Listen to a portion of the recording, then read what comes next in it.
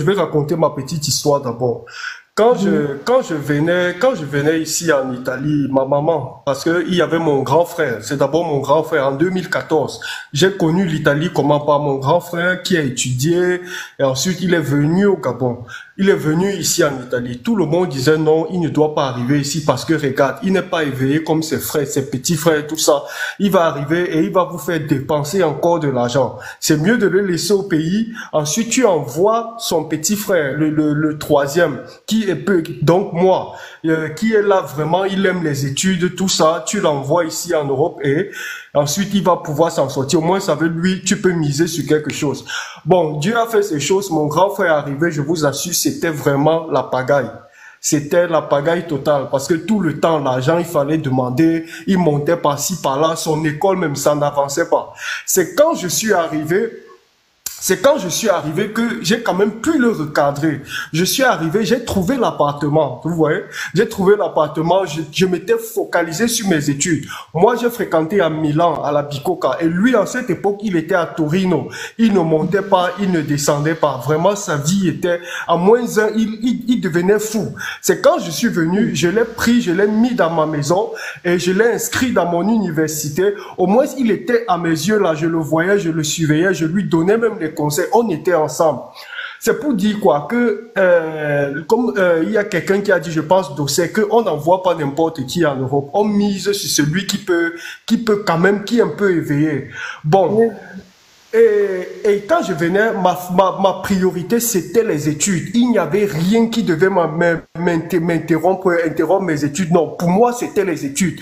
Je ne partais pas aux fêtes. Je ne partais pas à la plage. Je ne partais pas n'importe où. Parce que je me disais, je suis venu faire mes études. Je vais faire mes 3 ans sur 3 et je prends ma licence, je trouve mon travail. Et Dieu a permis, j'ai étudié, j'ai fait mes 3 sur 3, je suis sorti laborantin. Aujourd'hui, je travaille à l'hôpital. Mais à un certain moment de ma vie, j'ai failli être dérouté. Dérouté par certaines personnes, vous voyez. Parce qu'il y avait l'argent à l'époque. Et en même temps, la maman qui commençait déjà de son côté à demander de l'argent que j'envoyais. En même temps, vous voyez, certains amis qui m'ont dérouté, qui ont failli me dérouter. Là, maintenant, j'entre sur le vif du sujet, mon point de vue. Donc, je vous prie quand même de prendre ça avec considération, s'il vous plaît. Parce que si chacun donne son point de vue, pour moi, ne dites pas que non, on ne parle pas de ça, tout ça. Moi, je tiens à parler le point de vue, je pense, spirituel aussi. Il y a un point de vue spirituel. Parce que quelqu'un, je pense que c'est Dossé qui a dit je ne sais pas si c'est lui ou bien si c'est Eric Janko qui a dit qu'il y a 4 de ses amis qui sont arrivés, et ensuite ils sont devenus fous, tout ça. Et puis les parents, la maman a prêté l'argent à la tontine, et puis voilà, on ne sait pas comment rembourser. Moi, je tiens à dire aussi, les gars, il y a le point de vue spirituel. La sorcellerie existe aussi. Le vampirisme existe aussi. Toi, tu quittes au pays, tu peux être éveillé, intelligent, tout ça, mais ici en Europe, ta vie bascule. Parce qu'il y a un point que vous avez oublié, de souligner, le spirituel, le vampirisme, la sorcellerie. Parce que la sorcellerie peut dérouter quelqu'un, ça peut même te rendre fou même. Quelqu'un est fou comme ça, tu te dis, il est fou peut-être parce qu'il a eu trop les problèmes de la vie, la femme est montée, mais non. Alors que son problème même, c'est peut-être son voisin ou son ami qui a pris ses photos, qui est monté, qui a détourné pour voler son étoile, pour l'embrouiller, comment dire, pour dérouter total, voler sa vie. Vous voyez un peu, non? Mon histoire, c'est quoi? Moi, j'ai toujours été quelqu'un de très ouvert. Et je me suis toujours dit que si moi, je peux aider mon frère africain, je ne manquerai pas de le faire. Parce que ici en Europe, on doit être solidaire, on doit être vraiment unis. Si j'ai quelque chose pour l'instant là, que je n'utilise pas, et que mon frère africain a besoin, ça peut l'aider, je lui donne ça, il utilise, être vraiment unis. Si j'ai quelque chose pour l'instant là, que je n'utilise pas, et que mon frère africain a besoin, ça peut l'aider, je lui donne ça, il utilise, après il me remet. Si je trouve une opportunité qui ne me sert pas pour l'instant, et que ça peut servir à mon frère africain, je lui dis, gars, voici l'opportunité, c'est comme ça, va faire ça. C'est pour dire, à l'époque, bon, il y a cela 3 ans, moi vraiment, ma vie commençait à basculer un genre, je ne comprenais pas. Je reste là, je travaille. Au travail, j'étais vraiment très attentif et très apprécié de mes collègues, même des directeurs de travail, à tel point que partout où quand il fallait même intervenir, on voulait aussi mon point de vue. À un moment, j'ai remarqué que ma tête les énervait déjà au boulot. Partout où je partais, ma tête énervait tout le monde. Je ne comprenais pas, j'avais des problèmes sur problèmes d'argent, je ne comprenais pas. Un petit problème, une petite chose pour moi devenait vraiment difficile. Le permis de conduire que je devais faire, je m'en vais, je conduis bien, je fais tout, mais à l'examen, je rate 3 fois. Je ne comprenais pas. Je veux faire quelque chose, il y a blocage, jusqu'à ce que je m'étais lancé dans les prières, j'avais expliqué tout ça, je faisais vraiment les mauvais rêves, tout ça. J'avais vu, dans mes prières, j'avais vu un ami, je ne vais pas dire, toujours Camerounais, un frère Camerounais, mais d'une autre ethnie. Il venait, comme lui, il nous coiffait à la maison. Donc, là où j'étais, il nous coiffait à la maison. C'est comme ça que je fais le son, je vois, il prend mes cheveux. Il prend mon cheveu en cachette, il prend mes cheveux. Ensuite, il s'en va au Nigeria avec. Je vous assure, c'était un moment de ma vie crucial où même je veux me marier, mais rien ne marche. Je prends chaque femme, 2 ans, ça se gâte. Je veux faire l'enfant n'entre pas. On me dit que non, mais les spermatozoïdes sont montés, c'est descendu, tout ça. Je ne comprenais pas. Jusqu'à ce que j'avais fait même les voyances jusqu'au Bénin là. On me dit que il y a un frère, il y a un gars comme ça. Il a pris tes cheveux, quelque chose qui t'appartient, ton cheveu comme ça. Il est parti au Nigeria avec, pour dire que tout ce que tu as, il faut que ça rate, que tout ce que j'ai, c'est lui qui doit avoir ça. Donc, tous les projets que j'ai, ça doit seulement rater. Donc, c'est comme ça que même ça m'a fait le songe encore que j'ai dit, voilà, je connais la personne. Parce que lui, le gars, en fait, il disait qu'il va se marier et il va d'abord, non, il sort l'histoire que non, je vais d'abord aller, puis il va passer par le Nigeria, comme j'ai les documents, l'asile, tout ça, je vais d'abord passer par le Nigeria. Ensuite, du Nigeria, je vais juste faire 2 jours au Nigeria. Ensuite, je vais monter au Cameroun, aller me marier. À ma grande surprise, il est parti au Nigeria, il a tapé 2 semaines. Quand j'ai vu ça, je vous assure, j'ai commencé à me lancer dans les prières, je me suis séparé totalement de lui et je peux vous dire que ma vie a commencé à aller de l'avant. C'est pour dire que tout ce qu'on fait, tout ce qu'on dit, n'oublions pas un point crucial les gars, la spiritualité. La spiritualité fait des dégâts ici en Europe, même nos mamans disent que non, j'ai envoyé l'enfant, oh non, il est en sécurité, il est tout ça, mais elles n'oublient pas que même ici en Europe là, il y a le vampirisme, il y a la sorcellerie, il y a la spiritualité, il y a les sorciers, il y a tellement de choses que on doit se méfier de tout et de tout le monde. Même moi là où je suis là, au boulot là, je ne mange pas les trucs de mes collègues là, je dis que je me méfie de tout le monde.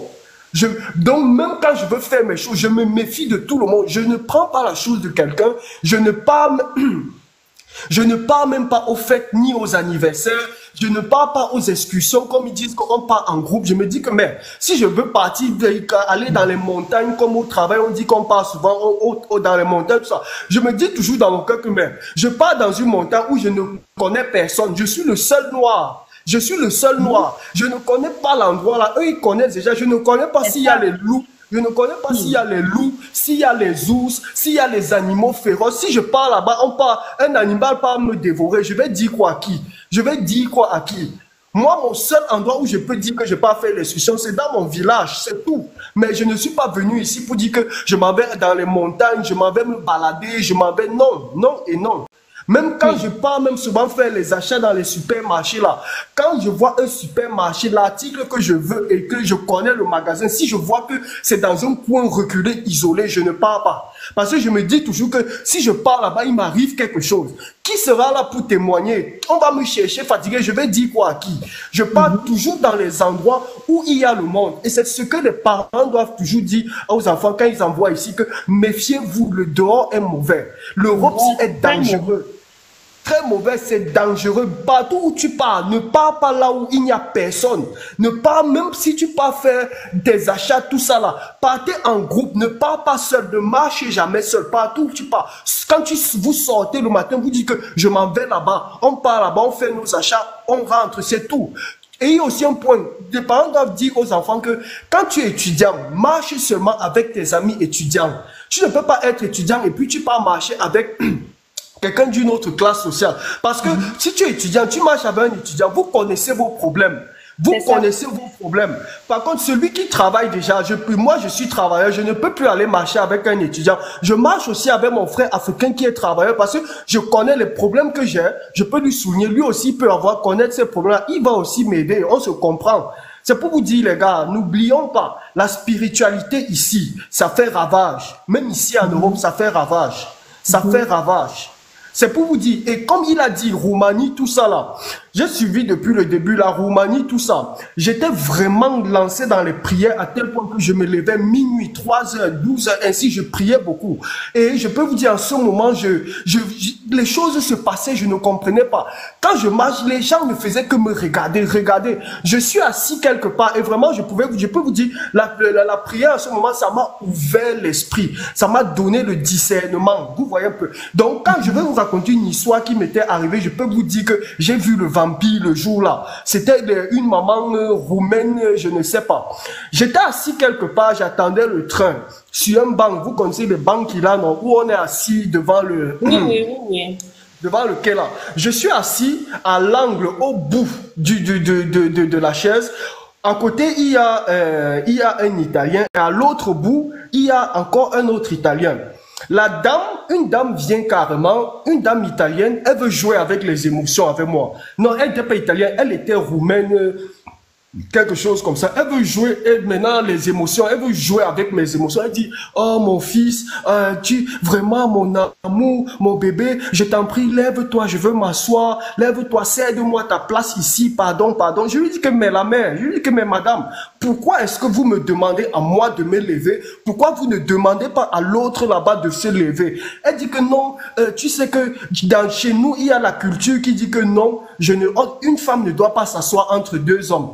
Je lui ai dit qu'en ce moment, tu as menti. Une colère m'a pris, je ne me contrôlais plus. Je m'étais dit que si je me lève de ces chaises-là, quelque chose risque de m'arriver. J'ai dit que je ne me lève, elle me menaçait carrément. À un moment, je peux vous dire que ses yeux devenaient noirs comme les yeux du démon que j'ai vu comme ça.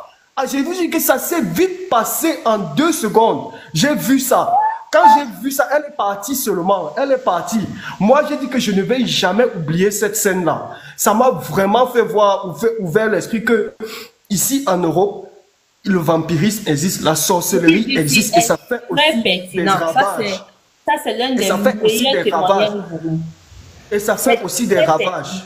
Les parents doivent dire, même si tu peux dire que ton enfant est éveillé, il est très intelligent, il t'écoute. Quand tu parles, il t'écoute. Mais tu dois lui dire une chose, la sorcellerie existe en Europe. Il faut avoir l'esprit de discernement et écoute ton cœur. C'est ce qu'on doit toujours dire. Et c'est ce que je dis même à mes frères ici, qu'il faut se méfier de tout le monde.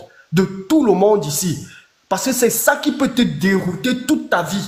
Et pire encore, si tu ne connais pas la prière, ça peut te dérouter toute ta vie. Pire encore, si tu n'as même pas, dans votre famille, vous n'avez pas des anges gardiens qui vont vous sauver, tout ça. Pire encore, tu vas être zéro comme ça. On va dire que voilà, c'est monté, c'est descendu. Que tu es une honte pour la famille et pourtant tu ne connais rien dans tout ça.